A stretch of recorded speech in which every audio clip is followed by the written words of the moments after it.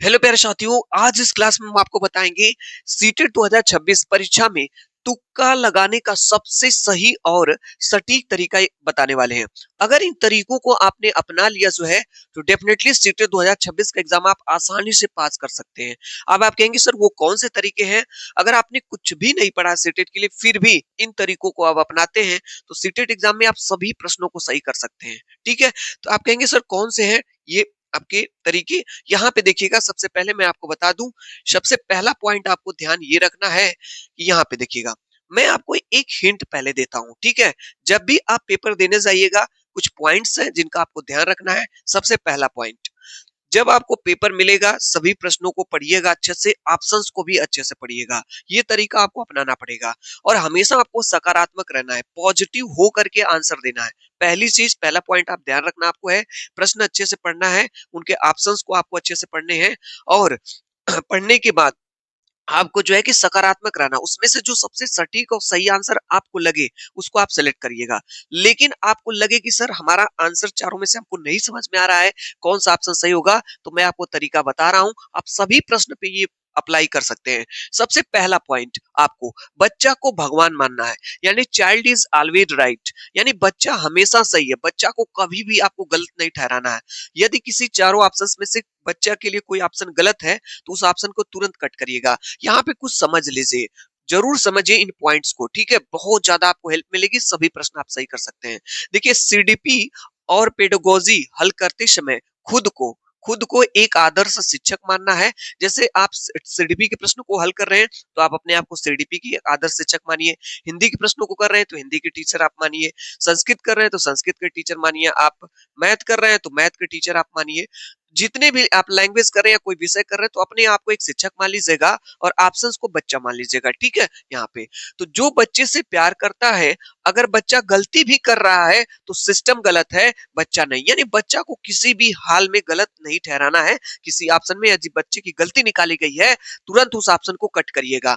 यहाँ पे देखिएगा, वह विकल्प चुने, सबसे ज्यादा इंपॉर्टेंट, वह विकल्प चुने जो बच्चे को सम्मान दे, जिस ऑप्शन में बच्चे की रिस्पेक्ट किया जाए और उसे सीखने की आजादी हो, जिसमें बच्चा कुछ करके सीख रहा हो, जिसमें उसको आजादी हो। और जिस विकल्प में बच्चे को डांटने, अलग बिठाने, फेल करने की बात हो, उसे आपको तुरंत काटना है उस ऑप्शंस को। ठीक है, तो सबसे पहली बात, आपको 150 के 150 प्रश्नों में आपको बिल्कुल ध्यान देना है।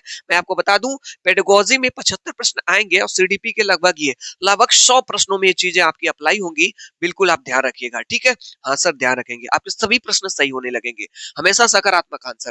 इसके बाद वाला जो पॉइंट है आपको, हाँ, ये वाला जो पॉइंट है ये सबसे ज्यादा इंपॉर्टेंट है, इसमें ज्यादातर लोग गलत करते हैं। यहाँ पे क्या है, देखिए प्रश्नों में नहीं का खेल, इस वाले ट्रैप में लोग फंसते हैं, इस वाले जाल में ज्यादातर लोग फंस जाते हैं।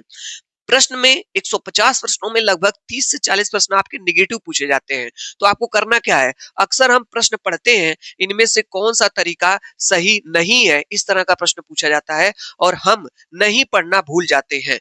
ट्रिक क्या है, जब ऐसे प्रश्न आए नहीं वाले तो आपको क्या करना है, जैसे ही प्रश्न में नहीं या असत्य दिखे उसे पेन से गोला कर लेना है, सर्कल कर लेना है, ताकि गलत उत्तर आप न चुन सके। जैसे आपने प्रश्न पढ़ा, उसमें नहीं वाला प्रश्न निगेटिव पूछा गया है तो उस नहीं वाले शब्द को ऐसे गोला कर लिया, ताकि आपके दिमाग में रहेगा ये चीज कि जो प्रश्न पूछा गया वो नहीं वाला पूछा गया था। ठीक है, इसका मतलब प्रश्न निगेटिव पूछा गया था, असत्य पूछा गया था, निगेटिव पूछा गया था, ऑप्शन बी आपका निगेटिव हो जाएगा। ध्यान दीजिएगा, अगर प्रश्न आपका सकारात्मक पूछा जाए तो ऑप्शन आपको सकारात्मक सिलेक्ट करना है। मैं आपको बता दूं, 150 प्रश्नों में से लगभग 120 प्लस प्रश्न आपके सकारात्मक पूछे जाएंगे, लगभग 30 से 35 प्रश्न आपके नेगेटिव पूछे जाएंगे। तो जो नेगेटिव वाले प्रश्न होंगे उसमें नहीं लगा रहेगा, असत्य लगा रहेगा, के सिवाय लगा रहेगा, ये सब चीजें लगी रहेंगी, उसको आप ऐसे सर्कल कर लीजिएगा पेन से, ताकि आपको याद रहे। नहीं तो होता क्या है, प्रश्न आप पढ़ते हैं लेकिन जब ऑप्शन में आपको रहता है अरे यार इसका तो सकारात्मक आंसर ही देना है, आप वहां पे टिक कर लेते हैं, बाद में नहीं पता चलता, बाद में पता चला कि प्रश्न निगेटिव पूछा गया था। ये गलती आपको नहीं करनी है, इस तरह से नहीं वाले को सर्कल कर लीजिएगा। ठीक है, आपको पता रहेगा। चलिए, दूसरी गलती, कुछ और पॉइंट है जो मैं आपको बता दूं, हर प्रश्न आप सही कर सकते हैं।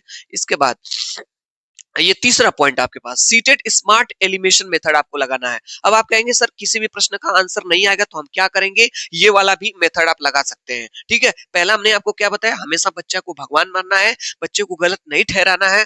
दूसरी चीज है, ऑप्शन सिलेक्ट करते समय आप एलिमिनेशन मेथड का भी प्रयोग आप कर सकते हैं। एलिमिनेशन मेथड का मतलब उस विकल्प हटाओ विधि, यानी कि जैसे 3 विकल्प है, 1, 2, 3 और 4 विकल्प हैं। आपको लगता है कि पहला विकल्प नहीं होगा, चौथा नहीं होगा, तीसरा नहीं होगा, इसका मतलब दूसरा तो सही होगा ही होगा ना। तो इस तरह से 4 विकल्पों में से 3 अगर सही नहीं है तो एक तो जरूर सही होगा। इसी को कहा जाता है एलिमिनेशन मेथड। यानी 2 विकल्प बिल्कुल एक जैसे लगे तो उनमें से कोई भी सही नहीं होगा। अगर 2 विकल्प एक दूसरे के बिल्कुल उल्टे अपोजिट हो तो उत्तर दोनों में से ही एक होगा। यानी कि आप ऐसे समझ लीजिए, इसको तो आप समझ गए होंगे, इसको भी, इन दोनों पॉइंट्स को भी आप समझ लीजिए। जैसे 2 विकल्प बिल्कुल एक जैसे लगे, वैसे होता क्या है, बहुत से लोग इस ट्रैप में फंसते हैं कि 4 विकल्पों में से 2 विकल्प को हटा देते हैं। उनको लगता है कि ये 2 विकल्प तो बिल्कुल नहीं होंगे। 2 विकल्पों में आप फंस जाते हैं। होता है कि नहीं? ये 2 विकल्पों में से कौन-सा होगा? तो यहाँ पे देखिएगा, 2 विकल्प बिल्कुल अगर एक जैसे लगे तो उनमें से कोई भी सही नहीं होगा यहाँ पे। अगर 2 विकल्प एक दूसरे के बिल्कुल उल्टे हैं, अपोजिट है, तो उत्तर उन दोनों में से भी एक यहाँ पे होगा। ये आपको ध्यान रखना है बात। ठीक है? यह समझ गए होंगे आप लोग जो है, ठीक है? यानी जैसे 2 विकल्प अगर आपको एक जैसे लगे, लग रहा है कि 4 में से 2 विकल्प एक जैसे हैं, तो आपके वो दोनों विकल्प नहीं होंगे। अगर आपको 2 विकल्पों में से एक दूसरे के विकल्प उल्टे हों, जैसे एक विकल्प है उसके उल्टा कोई दूसरा विकल्प की बात किया जा रहा है, तो वो वाला विकल्प आपका सही होगा। ठीक है? यहाँ पे देखिएगा, ये पॉइंट्स आप समझ गए होंगे, ये वाला पॉइंट्स भी आप समझ गए। ये देखिएगा, अगर आपको प्रश्न का आंसर देते समय अगर ऑप्शंस में ये सब दिखे, उपर्युक्त सभी या ए और बी दोनों, यानी ऑल ऑफ द एबव, यानी बोथ ए एंड बी, ये दोनों दिखे, या ये कहीं पे लिखा हुआ हो चारों ऑप्शंस में सो, तो अगर किसी प्रश्न में उपर्युक्त सभी यानी ऑल ऑफ द एबव दिखे या ए और बी दोनों विकल्प है, तो आंख बंद करके उसे चुन लें। सीटेट में ये उत्तर अक्सर सही होते हैं। 99% चांस है कि ये उत्तर आपको सही होंगे। चारों विकल्पों में से अगर आपको नहीं समझ में आ रहा है, किसी ऑप्शन में अगर उपयुक्त सभी दिया है, ए और बी दिया गया है, ए और बी दोनों, तो उस विकल्प को आप चुन सकते हैं, क्योंकि सीटेट में ऐसा होता है कि ऐसे विकल्प आपके सही हो जाते हैं। ठीक है? तो 99% चांस है आप चुन सकते हैं। ठीक है? पहली बात ये सब ऑप्शन में। अगली ट्रिक देखिए, अगला पॉइंट आप देखिए यहाँ पे, सबसे लंबा विकल्प। फिर मैं कहा कि अगर 4 ऑप्शंस में से आपको बिल्कुल नहीं समझ में आ रहा है, तो जो सबसे लंबा विकल्प दिखे, यानी कि लॉन्गेस्ट ऑप्शन दिखे, तो उसको आप सेलेक्ट कर सकते हैं। ऐसा मैं क्यों कह रहा हूं, यहाँ पे देखिएगा, सीटेड पेपर में अक्सर जो ऑप्शन सबसे बड़ा और विस्तार में लिखा जाता है, जो ऑप्शन सबसे बड़ा और विस्तार में लिखा जाता है, उसके सही होने की संभावना 80 से 90% हो जाती है। यानी 4 ऑप्शन में से जो ऑप्शन सबको सबसे बड़ा लगे, सकारात्मक लगे, उस ऑप्शन को आप सेलेक्ट कर लीजिएगा, आपका सही हो जाएगा। ठीक है? यानी कारण क्या है जान लीजिए। कारण ऐसा क्यों है मैं आपको बता दे रहा हूं। यहाँ पे देखिए, एग्जामिनर सही उत्तर को स्पष्ट करने के लिए उसमें ज्यादा जानकारी और सकारात्मक शब्द जोड़ देते हैं। यानी एग्जामिनर करते क्या है, ये करते हैं कि जैसे किसी ऑप्शन को सकारात्मक बनाने के लिए और एडिशनल जानकारी देने के लिए उसको बड़ा बना देते हैं, और सकारात्मक बनाने के लिए ऐसा करते हैं। तो जो ऑप्शन आपको सबसे बड़ा दिखे विकल्प, उस ऑप्शन को आप सिलेक्ट करिएगा। ये धारणा बनाकर आपका प्रश्न सही हो जाएगा। ठीक है? हाँ, चलिए यहाँ पे अगला पॉइंट आपको बताता हूँ, नकारात्मक शब्द।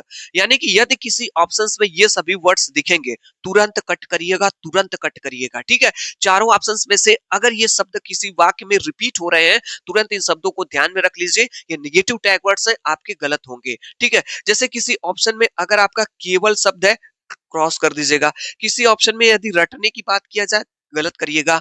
दंड देने की बात किया जाए बच्चे को, गलत करिएगा। बोझ की बात किया जाए शिक्षा, ये भी गलत है। तुरंत इन सभी ऑप्शंस को देखेंगे तो कट कर दीजिएगा। भेदभाव गलत हो जाएगा, कंठस्थ करना गलत हो जाएगा, और व्याख्यान ये गलत हो जाएगा, शिक्षक केंद्रित गलत हो जाएगा, पुस्तक केंद्रित गलत हो जाएगा। यानी हमेशा हमेशा आपको ऐसे ऑप्शन से बचना है, और ये सभी ऑप्शंस दिखे तो तुरंत आपको कट कर देना है, क्रॉस करना है। ये सब ऑप्शन किसी भी कीमत पे सही नहीं होंगे, ये नेगेटिव टैग वर्ड्स हैं। ठीक है? अगला कुछ पॉइंट्स है मैं आपको बताता हूं, ध्यान रखिएगा आप लोग। यहाँ पे मैं आपको बताता हूं, सकारात्मक टैग वर्ड्स। यदि किसी ऑप्शंस में दिखे, आप कहेंगे सर ये अगर वर्ड्स दिखेंगे तो हम लोग सही कर लेंगे बिल्कुल।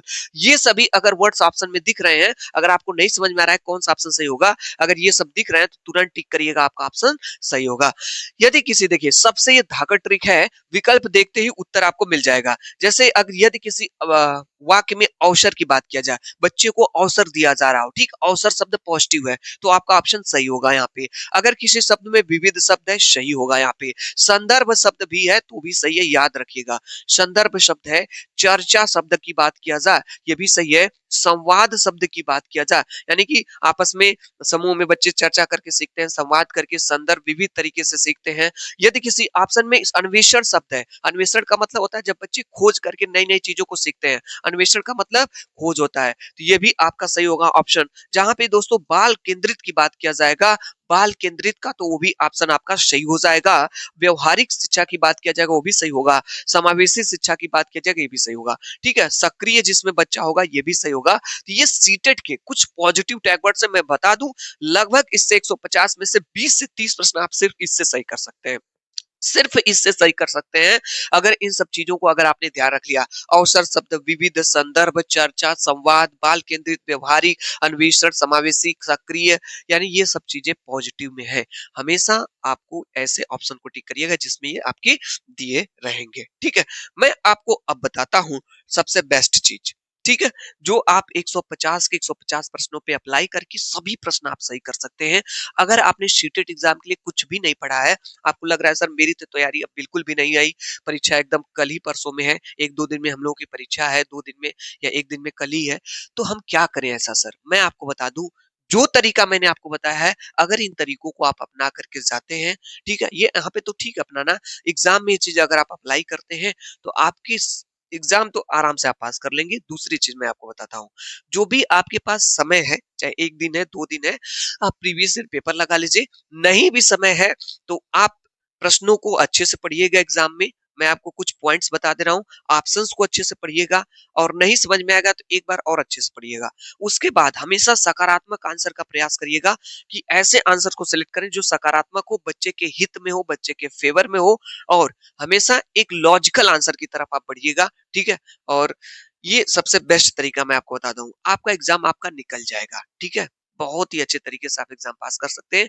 बिल्कुल घबराना नहीं है, परेशान नहीं होना है, खुश रहना है, मस्त रहना है, और एकदम दबाव नहीं लेना है। ठीक है, कई बार होता है ना चीजें नकारात्मक सोचने से होता है, नकार बिल्कुल नहीं, थिंक पॉजिटिव, एकदम सकारात्मक सोचिए, आपका एग्जाम पास होगा।